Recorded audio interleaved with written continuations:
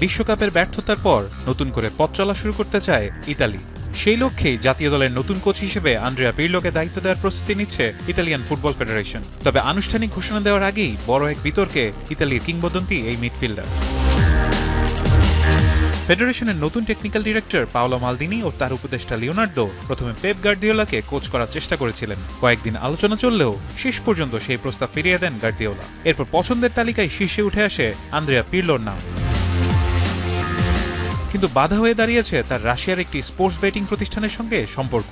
ফরাসি সংবাদ মাধ্যম লেকিপ জানিয়েছে 2025 সালের অক্টোবর থেকে রাশিয়ার অন্যতম বৃহৎ বেটিং কোম্পানি ফনবেটের ব্র্যান্ড অ্যাম্বাসেডর পিরলো। এর আগে জুলাই তিনি সংযুক্ত আরব আমিরাতের ক্লাব দুবাই ইউনাইটেডের কোচ হন। ক্লাবটির অন্যতম প্রধান স্পন্সর রুশ প্রতিষ্ঠান ফিক্সড প্রাইস, যার প্রতিষ্ঠাতা সের্গেই লোমাকিনের ফনবেটেও ব্যবসায়িক স্বার্থ রয়েছে।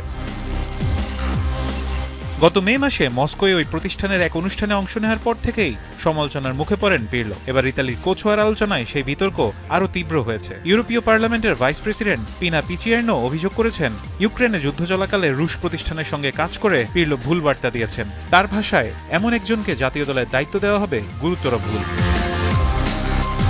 তবে পিরলোর ঘনিষ্ঠরা জানিয়েছেন, তিনি চাইলে দুবাই ইউনাইটেড এবং ফনবেট দুই প্রতিষ্ঠানের সঙ্গেই চুক্তি বাতিল করতে পারবেন। ইতালিয়ান ফুটবল ফেডারেশনের নতুন সভাপতি জিওভান্নি মালাগাও সেই নিশ্চয়তাই চান। শেষ পর্যন্ত কি রুশ বিতর্ক কাটিয়ে ইতালির প্রধান কোচ হিসেবে আনুষ্ঠানিকভাবে দায়িত্ব নেবেন পিরলো, নাকি অন্য কেউ হবেন ইতালির নতুন কোচ?